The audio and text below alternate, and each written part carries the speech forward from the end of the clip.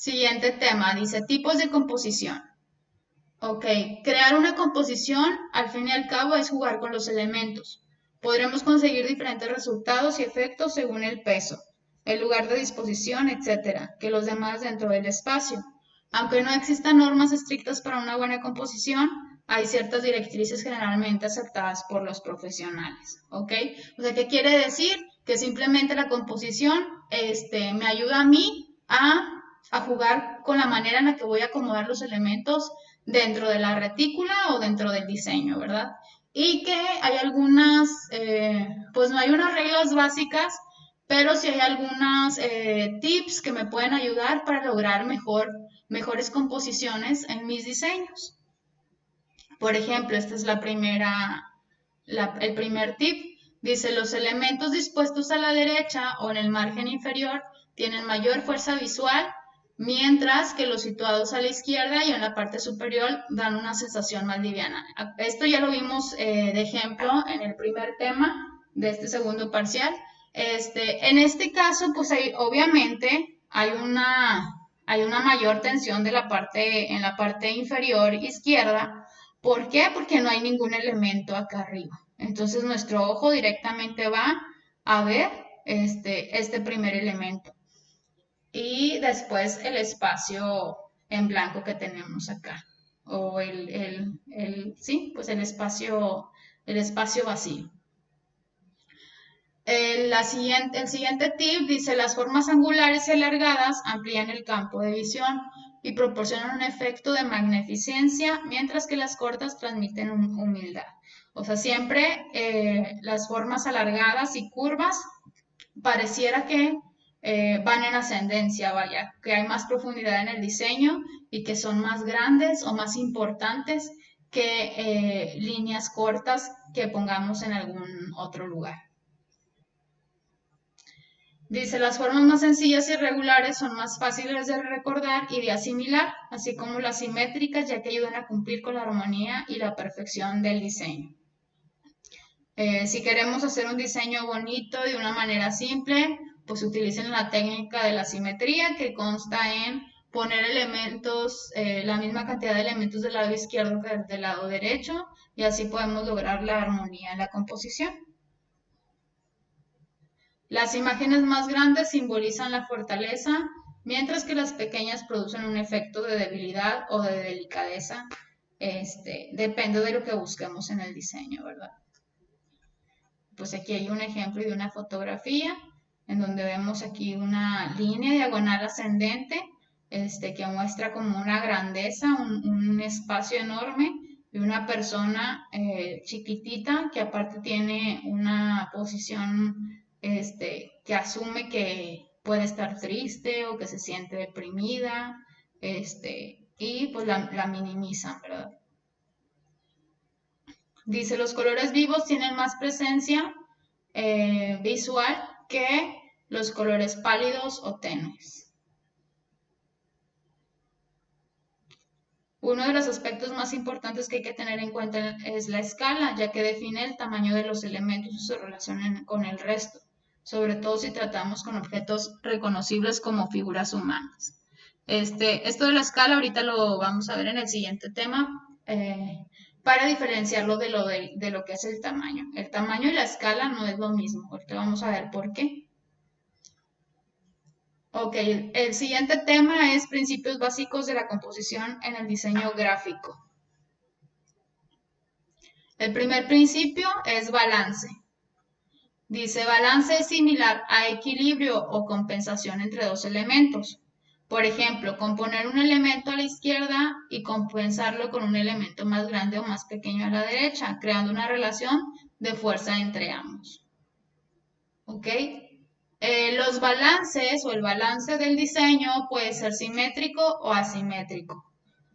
¿Cuál es la diferencia entre estos dos? Pues aquí vemos los ejemplos, ¿verdad? Dice, la simetría se produce cuando los elementos sobre el plano guardan las mismas proporciones o están centrados. Se suele utilizar en diseños serios y también para mantener el nivel de importancia de los elementos.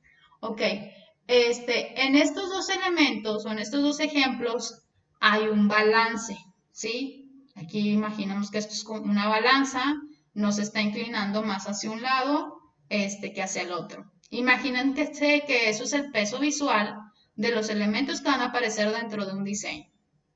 Entonces, a pesar de que estos elementos no son iguales a pesan lo mismo visualmente y hacen que haya un balance en estos elementos o en este ejemplo.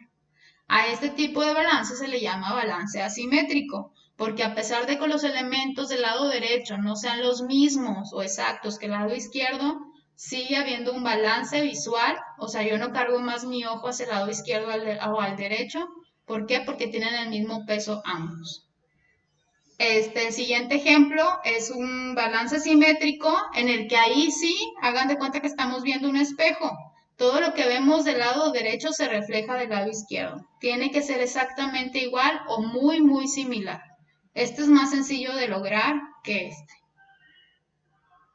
Y aquí algunos ejemplos. Ejemplo de simetría, donde los elementos son casi idénticos o idénticos del lado izquierdo y del lado derecho. Y este es un ejemplo de asimetría, donde imagínense que dividimos esto a la mitad, pero hay la misma cantidad de peso visual del lado izquierdo, es la misma cantidad de peso visual del lado derecho. O sea, aquí yo no empiezo a ver elementos primero que otros, veo todos los elementos en conjunto, vaya, los veo al mismo tiempo. Y eso es un balance asimétrico. Acá otro ejemplo de una ilustración con balance simétrico. Imagínense que aquí está dividida la niña por la mitad y vemos los mismos elementos del lado derecho que del lado izquierdo. Y acá hay un balance simétrico. A lo mejor aquí hay más elementos, pero la niña tiene una camiseta de un color brillante y hace que compense el peso visual del lado derecho con el peso visual de los elementos que hay en el lado izquierdo. Entonces hay un balance asimétrico. Ok, el siguiente principio de la composición es el contraste. Este es el principio más complicado porque se puede dividir en 6 tipos de contraste. Podemos encontrar que el contraste de color, el contraste de forma, el contraste de tamaño, el contraste tipográfico, el contraste de líneas y el contraste de dirección o de orientación. Vamos a ver cada uno de estos tipos de contraste. El contraste de tamaño, pues simplemente es que en un diseño podamos destacar un elemento con otro por su tamaño. Pero tenemos que comparar elementos que estén apegados a la realidad, vaya. Por ejemplo, bueno, en el contraste de tamaño, los elementos más grandes obviamente van a destacar más que los pequeños. El siguiente contraste es el contraste de color. Y bueno, ya habíamos visto lo que era el círculo cromático y que en el círculo cromático podemos encontrar varios pues, conjuntos de colores, que encontramos los colores primarios, los secundarios y los colores terciarios. Entonces, con estos contrastes, con estos elementos del círculo cromático podemos crear contrastes ya sean de colores primarios, que acuérdense que los colores primarios son el azul, el rojo y el amarillo, ¿ok? Entonces, podemos elegir alguno de estos dos colores para poder crear un contraste entre colores primarios, un contraste entre colores opuestos, por ejemplo, aquí en el círculo cromático, el verde y el rojo son colores opuestos en el círculo cromático, por lo tanto, crean un contraste. El morado y el naranja son colores opuestos en el círculo cromático y crean un buen contraste también. Contraste de colores cálidos con colores fríos, la mitad de los colores a partir del rojo hacia el verde se considerarían colores fríos, perdón, colores cálidos, y del azul hasta llegar otra vez al verde azulado se considerarían colores fríos. Entonces podemos elegir un cálido y un frío y ahí estaríamos creando un contraste. También existe contraste de saturación de color. Aquí, por ejemplo, un color es más brillante que el otro. Este podría ser un contraste de tonos monocromáticos porque es el mismo color en diferentes intensidades, o contraste de color con escala de grises. Son todos los tipos de contrastes que podemos hacer con la ayuda del círculo cromático. El otro tipo de contraste, bueno, esto ya lo vimos, contrastes de color y algunos ejemplos. El siguiente elemento es el contraste de dirección o de colocación.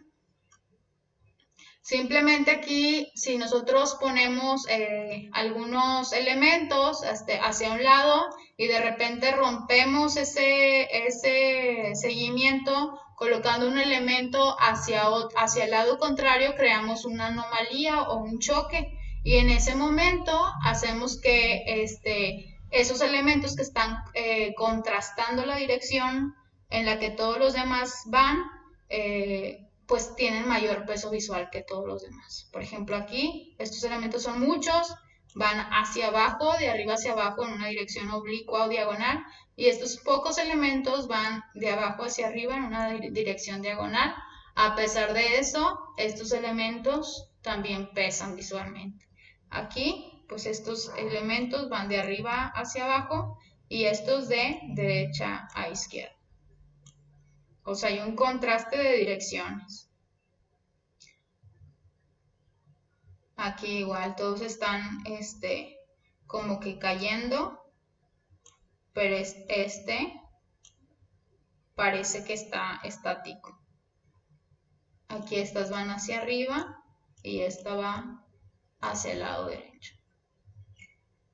Contraste de textura, pues simplemente es que en un diseño plano o en un diseño homogéneo, con un color homogéneo, de repente pongamos algo con textura o con ahí con algún otro diseño que vaya a contrastar con el de abajo. En este caso pues tenemos dos texturas, tenemos el mosaico y tenemos la textura de madera del piso, y hace un contraste muy bonito. Contraste de escala es lo que les decía, no se me confunda con el tamaño. El tamaño es comparar dos elementos reales visualmente.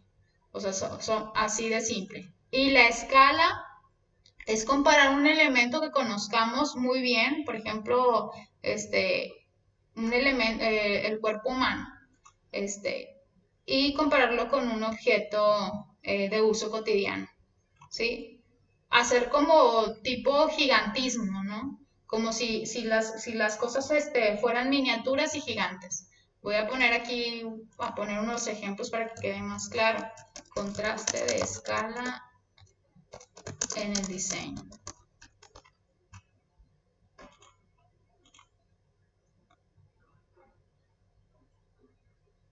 Por ejemplo, esto. Como si estuviéramos jugando en un mundo de de miniaturas y gigantes. ¿Ok?